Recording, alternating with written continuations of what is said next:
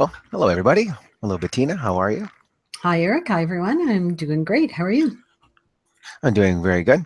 I'm extra hairy today. Oh, growing I in got that we beard. got yeah. Well, it's just we got baseball championships this week, and so I play on two different teams. And last night we won the championship for one team, and then tonight is the final game of the season in the other one. And so I'm going to be pitching in that and kind of just keep the playoff beard just a little bit, just stay hairy and gruffy and manly, you know. Oh, is this one of those I'm not shaving it off until we're done kind of That's thing? right. It's like That's right. That's right. Tomorrow I'll look all clean shaven again. win or lose, you're done. That's right. That's right. It's a funny thing men do, some bonding things we do to Yes. just seem out of nowhere. But Yes. That's a lot better one than some others I've heard, which we won't get into right now. yeah. So how's your week been? Busy, really busy. I As you know, there's several little things I have my hand in as far as work and everything. And this week I did all of them. So I went to work with Peter Tuesday all day, Wednesday, Thursday, putting down a dimple membrane and a plywood tongue and groove subfloor in a basement. So that was fun, very physical. So I was pretty sore by yesterday. I was like, I can't move. Like every muscle in my body, I felt like every muscle in my body was sore because those things are pretty heavy. Anyways, so I did that. Oh, and I got to use the ram set. You know what that is? I don't. Let me tell you. First of all, when you load it, it's like you're loading a gun because you put a nail in the end of it. It's just a long thing with a round top that you can hit with a hammer. And what it is it hits nails into like through the floor into concrete, Okay. but you need a charge for it. So you load the nail in the bottom and then you put the charge in up top and then you hit it with the hammer and it fires the nail in. Oh yes. It was a lot of fun, but that is also hard on the muscles.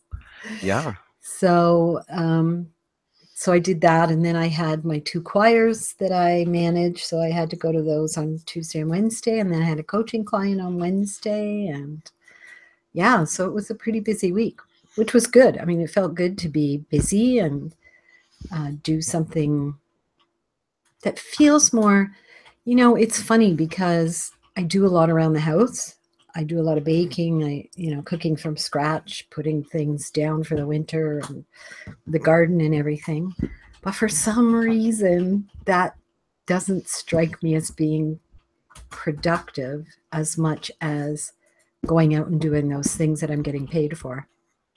Interesting. Hmm. Interesting. So, and maybe it's just, a change is as good as a rest type of thing. Hmm. But yeah, no, it was fun. And I got to do all sorts of different stuff. And it's always fun working with Peter because he's like the best boss ever.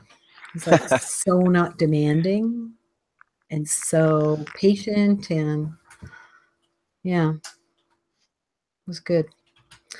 So yeah, That's that was nice. my week. It went by like that. But No, yeah. it's really a fortunate life to I know that we kind of share this that Peter has his business and I have mine and when you can involve your partner and work together, it feels great. I think it's like a lot of things that a lot of couples don't have the opportunity to do when you have your set careers already, and of course you work together around the house to run the household, but when you work together to earn some income. I find that like a really bonding and really wonderful thing in a relationship where you work together to create something, and I think it's really really nice. And to your point of how nice it is to work with him for a couple of days, I know the times I've enjoyed that. It's been wonderful. Yeah, yeah, it's been a lot of fun. Plus, when you go to work with your husband, he makes your breakfast for you. That was the best part. Because usually I'm the one making breakfast, but we have to both get in and out of the shower and get dressed and ready for the same departure time because we're leaving together. So yeah, So he made breakfast, and the day we took a lunch, I made lunch, and it all works out in the end. But it was good. It was good. It went really Yeah. smoothly. Yeah, it's really nice. It's something I definitely would recommend to anybody who's in a relationship to do those kind of things together where you can. You know, sometimes we get so we get so I don't know, stuck or we get so used to our divisions of labor and our divisions of responsibility that doing stuff together like that can really offer really nice long-term effects in a relationship. Yeah, yeah, it really does, and it just reminds you why you appreciate the other person, and Hmm. all those things about them that are so great. That we sometimes, it's not that we don't still appreciate each other, it's that it just becomes routine. And when you mix it up a bit, it kind of brings it back to the forefront and to the front of your mind, so that you are more outwardly appreciative than just saying to yourself, "Oh, I appreciate this person," um, and not expressing it in some way to the other person. Hmm. Yeah, it's nice always to keep things a little bit fresh and do things together. Yeah. Well, what would you?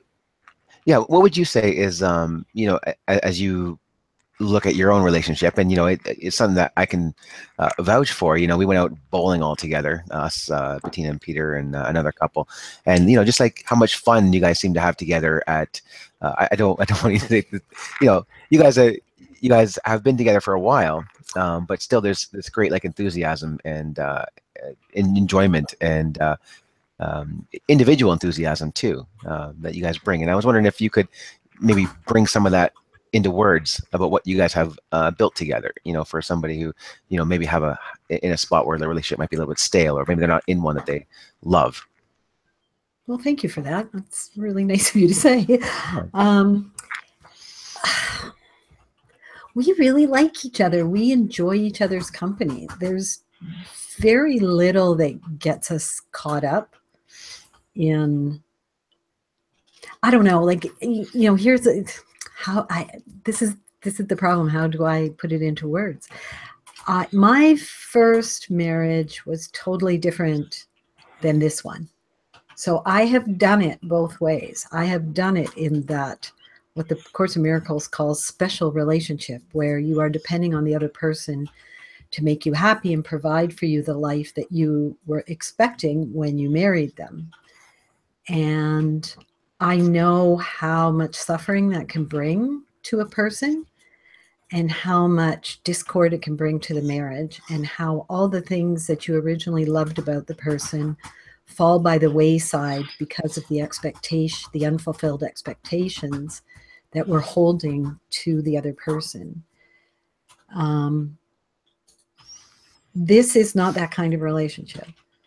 The expectations are just to show up every day and be the best that we can be, and to acknowledge and accept the times when we're not the best we can be, and to create that safe space for each other to go to those places that we all need to go to as human beings sometimes. But we have a lot of fun together. We really and truly do have a lot of fun together. And it's not just when we're out. We have a lot of fun together at home too, which is good because we can't afford to go out all the time to entertain ourselves. So we do have a lot of fun together, and we enjoy each other's company, and we like to laugh and have fun and not take things too seriously. On the other hand, we have some really deep and interesting conversations about, the same kind of things you and I talk about. So it's a well-rounded relationship. It's there's no expectations of each other to provide happiness, financial support,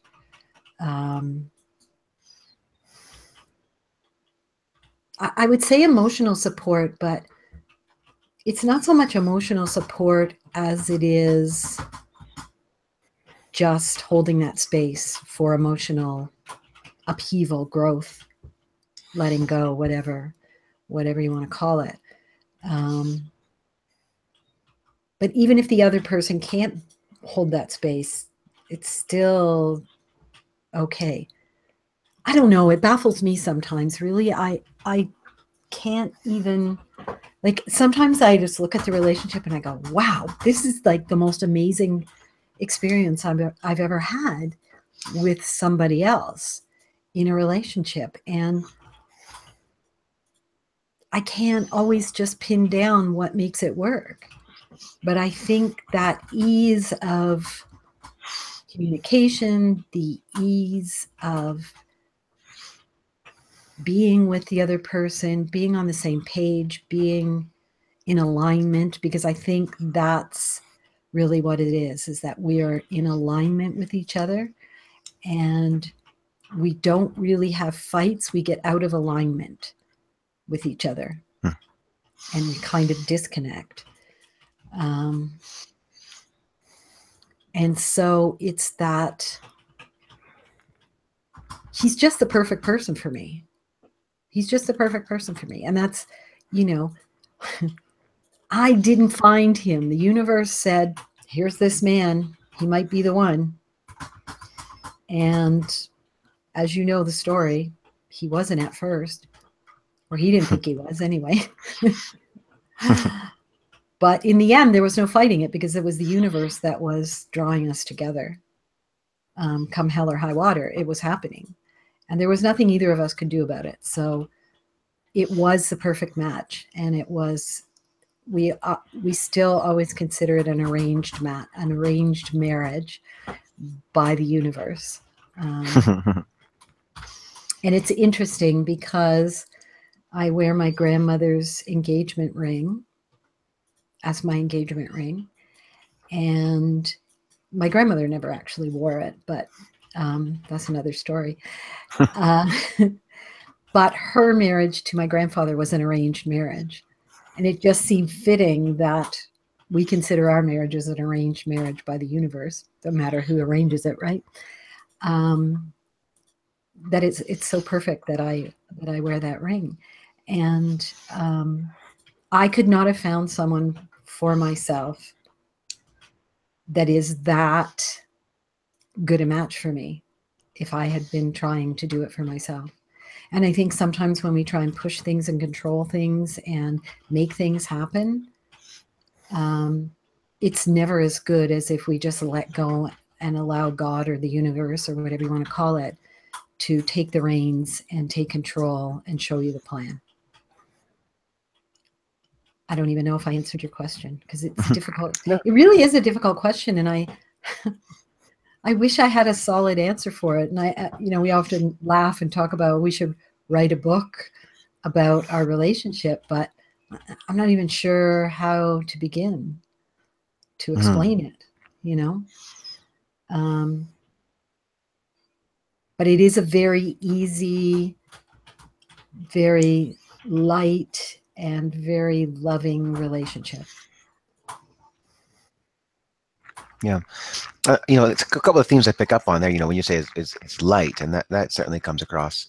And I think that's like really important too. Like when you talk about you don't fight, you just get out of alignment. And that kind of like presupposes that you're on the same team, that you work together. And I think sometimes that's critical to remember, because sometimes we can get so caught up in our own individualism, in our own ego story, that we think that we're individuals, and that we're not working together, that we haven't like decided. Like it's part of the commitment, I think, to me.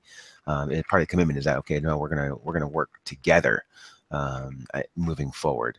And sometimes when we get upset or frustrated and we're not able to communicate, then that gives the ego a great fertile ground, an opportunity to take us down an individual thought sink, where we start seeing ourselves as not getting our needs met. We start seeing ourselves as being frustrated and unhappy, and we start to resist the other person. We get out of alignment, and we stop working together. And the longer that goes on without effective communication, without open communication, without both people being able to have open communication, which is critical, that takes to work on yourself.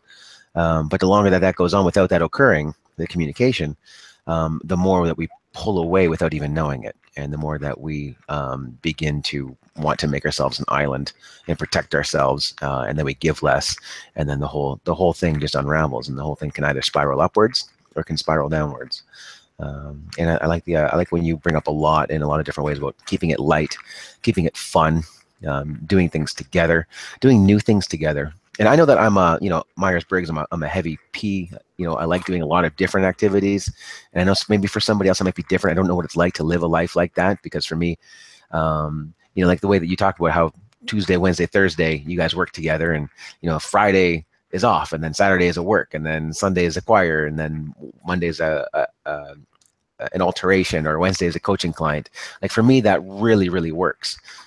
Where, because it also helps take down the establishment of routine, and it helps take down the establishment of getting into like a rote expectation, like you said off the top, about how I don't expect them to make the money and buy the stuff and take care of decisions, and then I'm going to take care of the house and do this.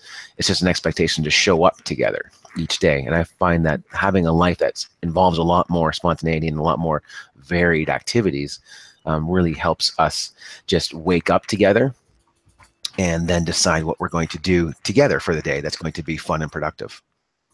Yeah. Yeah, I agree. I think for me anyway, I'm the same. I like having different things. And this week just happened to be almost all of them. Did I sew this week? I don't remember. Probably somewhere in there.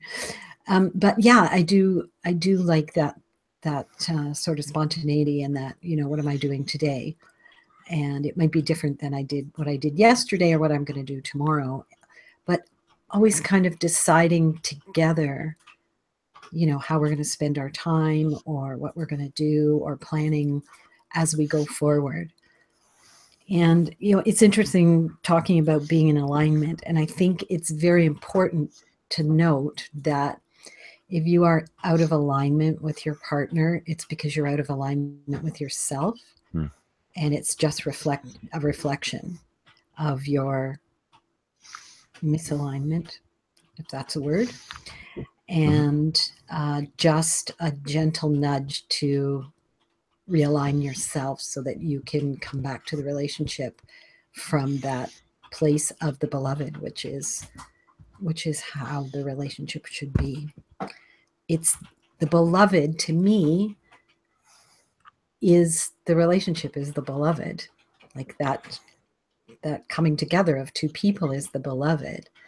And we as individuals either feel that or we don't. And if we don't, we can't enter that space of the beloved and be in that space of pure joy and love and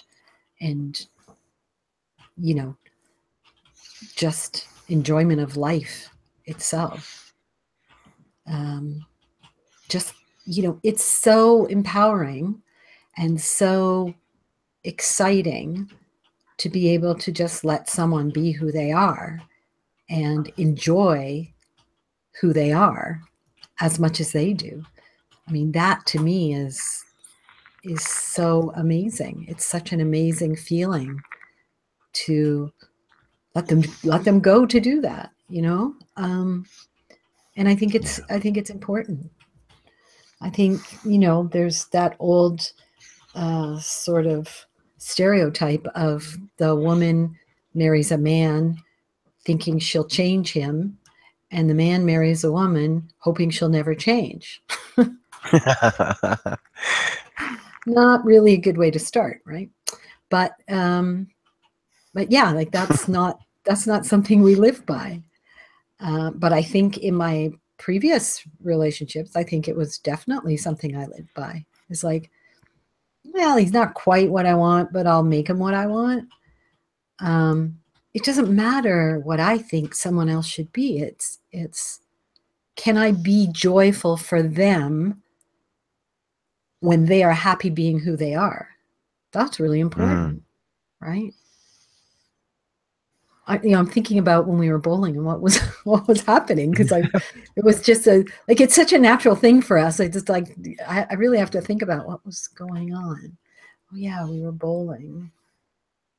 We were crappy, but we didn't care, right? And nobody was trying to make the other better or do it differently, or it just, or pay attention to me or anything. It's just, you're there to have fun. So why get caught up in all the crap? Just have fun. Yeah.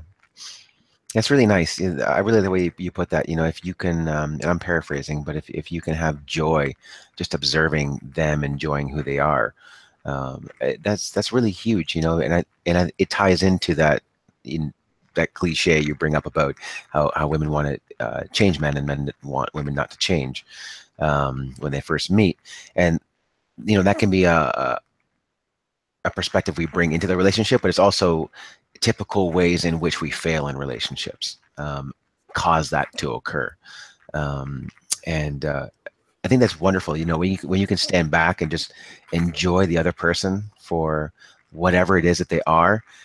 Whenever I see relationship problems, and I really like my restaurant job when I work as a server, and I've been doing it, primarily in the winter times for the last like 15 years. And it's so neat to watch tables, and every day I see into it's nearly always families, and I see into 5, 6, 7 families a night, and of course they're dressed up and they're out to have a good time. And so I think it even that's them spending a lot of disposable income to have a good experience out there, and that's their intention.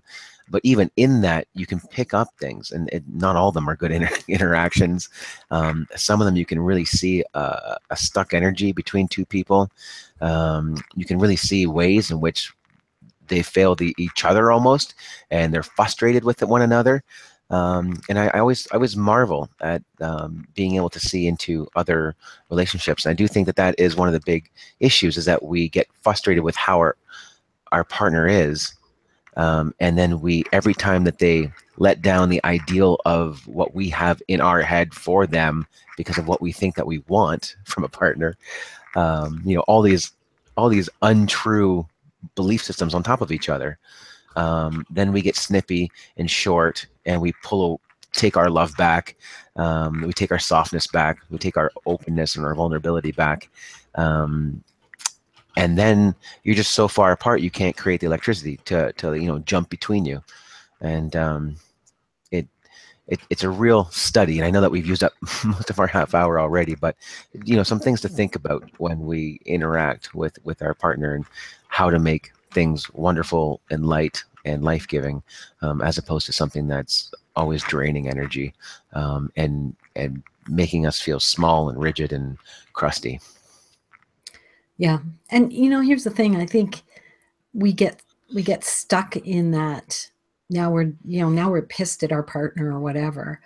And it's very hard to then sort of soften up and sort of approach them and open up to having a conversation, that we then just get stuck in that, that bitchiness or whatever it is, and that discord. And we, like you said, there's a chasm that's so big that, how do you cross it? But there is no chasm. I guess it's a chasm. There is no chasm that is too wide to cross. One small move at a time, back to who you are and who you are in that relationship and who the other person is. I think there's always hope for reconciliation, but you have to be willing to face your vulnerability and be honest and open to what needs to be done in order to make it work. Mm-hmm. Some people are, some people aren't, I'm not saying all relationships. No. But I would say the vast majority, I think people give up way too soon. Way too soon. Yeah, and I think that is the spiral of our ego and our individualism, because we're like, well, it's not. I'm not going to get what I want here, and I like, you saying that despite however big that chasm is currently, there's things that you can do to always close that. And to something that you said earlier about when you're feeling in misalignment with your partner, it's really about misalignment with yourself. And the more that we own our own shit, and the more that we can admit that to our partner. It's amazing how quickly that will break down their barriers. And it's amazing how many, if you've ever had that happen to you, where your partner has been like, you know what, I'm sorry, that was that was rude of me, that was immature of me, that's a pattern I've used to go into, and I did it here, and I apologize.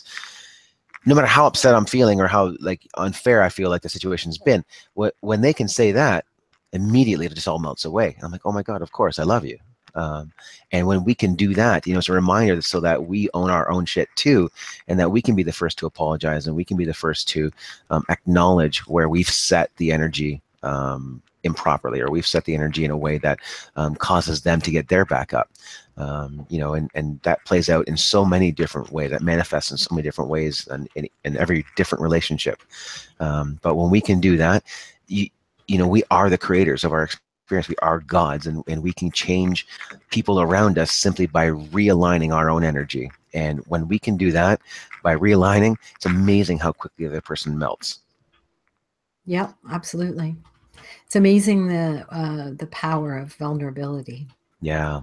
Just owning your stuff. That's to me, that's being vulnerable, is owning your stuff and saying, yeah, I was like totally in fear there, or yeah, I just was, took my anger out on you, or whatever.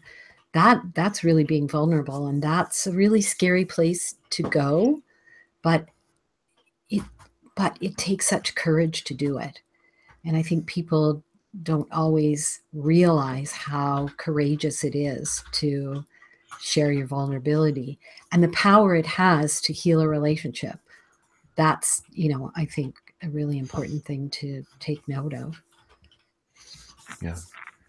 Yeah, it's really courageous, because you have to like step outside your ego to do that, and say, because the reason sometimes why we don't apologize is because we want to keep the scorecard going. We don't want to, we don't want to admit something that we did wrong, because we think, the ego makes us think that if we admit where we did wrong, we're not going to get the requisite or admission on their part for the things that they do wrong. And I'm not going to do that. I'm not going to let go if they're, if I'm not going to get them to let go. But it's just funny how the ego can keep us from connecting that way, and acting vulnerable first. And really the best way to get somebody else vulnerable is to be vulnerable yourself, because there's so many examples where you could be mad or short or bitchy or angry, or not engaging, distracted with your partner when you know that you shouldn't have been. That can cause them to back up and protect themselves. And then just by admitting it, just by being vulnerable, by acknowledging our own stuff, it's amazing how quickly they'll forgive you, and how obvious that situation is in reverse. How quick you would be to forgive them if they came to you first and owned that, and were vulnerable in front of you and apologized. It always fascinates me how much power we have, and how much we create our own experience of life. Yeah. And how little we use that power. Or use force and think that it's power is the other one. So yeah. Use force and have them close down forever. Yeah, exactly. Well, we've used up our half hour. Thanks for sharing. You're welcome.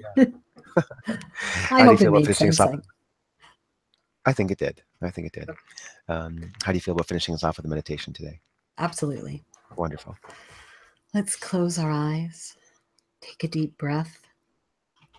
And as you breathe into that place in yourself. And take a good, honest look. Are you in alignment?